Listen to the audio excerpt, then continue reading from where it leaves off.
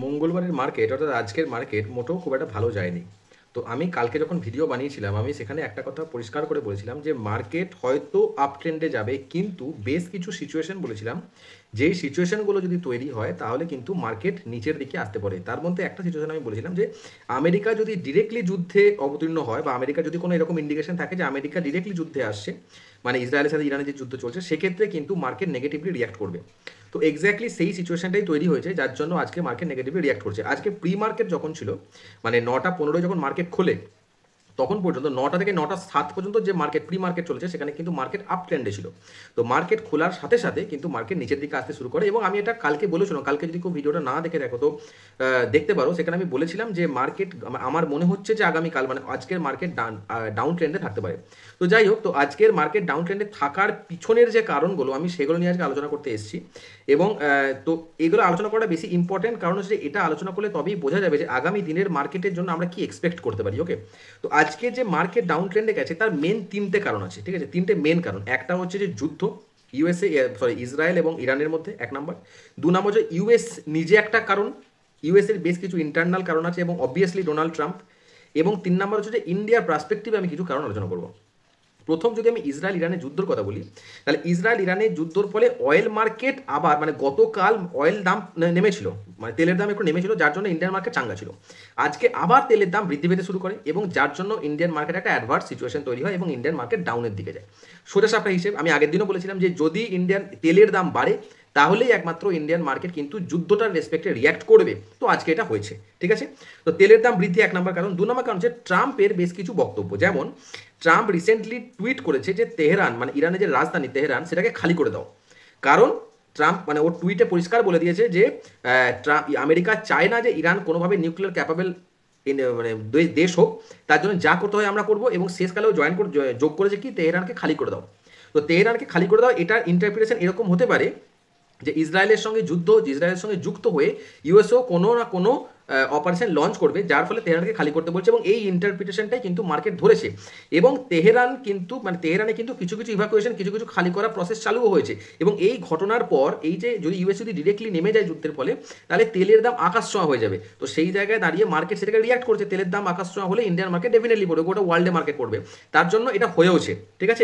এবং ইউএস এর মার্কেটেও তাই হয়েছে, মানে ডাউ জোন্সের ফিউচার, ডাউ জোন্স সব নেগেটিভ, ঠিক আছে?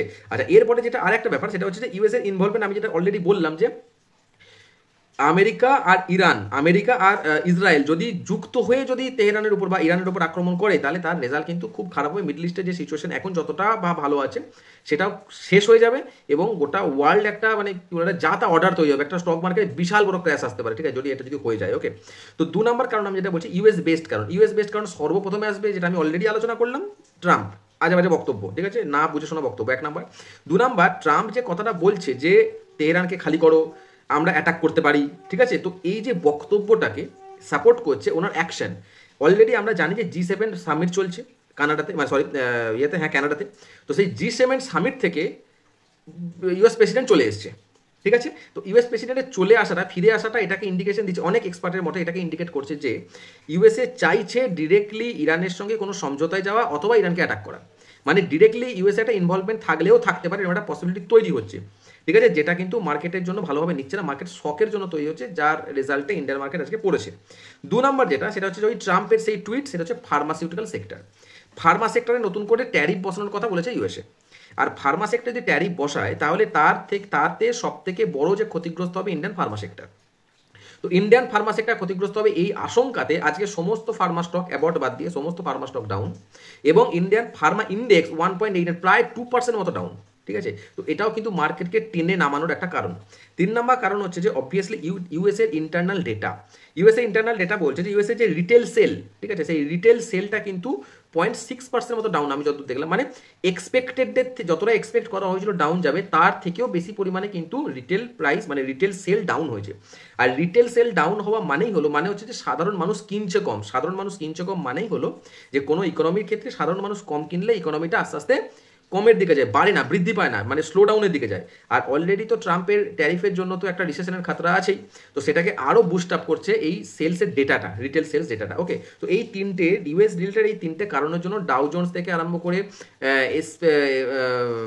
S&P 500, ঠিক আছে, সমস্ত ইউএসএ যে লিডিং স্টকগুলো আছে, ডাউ ফিউচার, সব কিছু কিন্তু নিচের দিকে।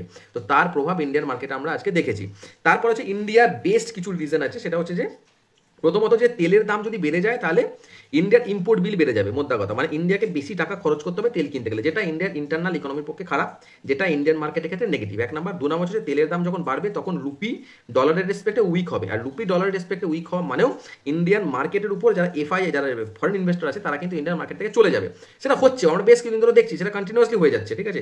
তো এই সমস্ত মেনলি এই সমস্ত কারণের জন্য কিন্তু আজকের ইন্ডিয়ান মার্কেট ডাউন। এবার আমি যে স্টকের ব্যাপারটায় আসি, আমি গতকাল যে স্টকগুলো বলেছিলাম তার মধ্যে 4টে স্টক সম্ভবত আজকে ভালো রিটার্ন দিয়েছে, মানে পজিটিভ রিটার্ন দিয়েছে। তার মধ্যে একটা হচ্ছে ম্যাক্স ফিনান্সিয়াল সার্ভিস, 2 নম্বর হচ্ছে যে হোম ফার্স্ট ফিনান্স, তারপর হচ্ছে যে কেন স্টেক, ইউটিআই, এএমসি, এই স্টকগুলো কিন্তু পজিটিভ রিটার্ন দিয়েছে। ওকে, তো আর কিছু স্টক আছে যারা ডেফিনেটলি পজিটিভ রিটার্ন দিতে পারেনি, ঠিক আছে, তো সেগুলোকে নিয়ে আমরা পরে আলোচনা করবো, কারণ আজকে মার্কেটে যে জায়গায় এসে নেগেটিভ রিটার্ন দিচ্ছে সেটাকে প্রেডিক্ট করা মুশকিল, এবং এখনকার সিচুয়েশনে দাঁড়িয়ে আমার মনে হয় না যে, আমি কালকে কথাটা বলেছি, স্টক মার্কেটে ডিরেক্টলি এখন ইনভেস্ট করা একটু মুশকিল। সিচুয়েশন কোন দিকে যায় দেখবো, তারপর আমরা মার্কেট ইনভেস্টমেন্টের দিকে যাবো। ওকে, আমি যে স্ক্রিনারে কাজ করি, সেই স্ক্রিনারে আজকে আমার কোনো স্টক আমার ধরা দেয়নি, আমাকে দেখাচ্ছে কোনো স্টক নেই, আমি যে সেটাপে কাজ করি, কাজে আমি আজকের দিনে দাঁড়িয়ে কোনো এক্স্যাক্ট কোনো স্টকের কথা বলতে পারলাম না। যে স্টকগুলো আমরা আগে বলেছি সেই স্টকগুলোকে আমরা আরেকবার করে ডিভাইস করে সেগুলোকে আমরা ওয়াচ লিস্ট দেখে দেখবো কোনটা বাড়ছে কোনটা কমছে। ওকে, তো আজ এই জায়গায় শেষ করার আগে আমি একটাই কথা বলবো, যে যারা এখন পর্যন্ত ভিডিওটা দেখলে তারা সবাই আমাদের ভিডিওটা একটুখানি লাইক করে দিও, আর চ্যানেলটা যদি ভালো লাগে ভিডিও কন্টেন্ট, তাহলে চ্যানেলটা ডেফিনেটলি সাবস্ক্রাইব করে দিও। আর প্রত্যেককে একটাই কথা বলার, যদি কারো কোনো কোয়ারিজ থাকে তাহলে আমাদের এই ফেসবুকের যে ডেসক্রিপশন আছে, সেই ডেসক্রিপশনের মধ্যে আমরা আমাদের ফেসবুক পেজের লিঙ্ক দিয়ে রাখবো, সেই ফেসবুক পেজে তোমরা লাইক করে দিও, এবং যদি কোনো প্রশ্ন জিজ্ঞাসা করার থাকে বা কোনো কথা বলার থাকে বা এনি কাইন্ড অফ কোয়ারিজ যদি থাকে, তো সেটা তোমরা ওখানে পোস্ট করতে পারো, আমি তার উত্তর দেবো। থ্যাংক ইউ দেখার জন্য।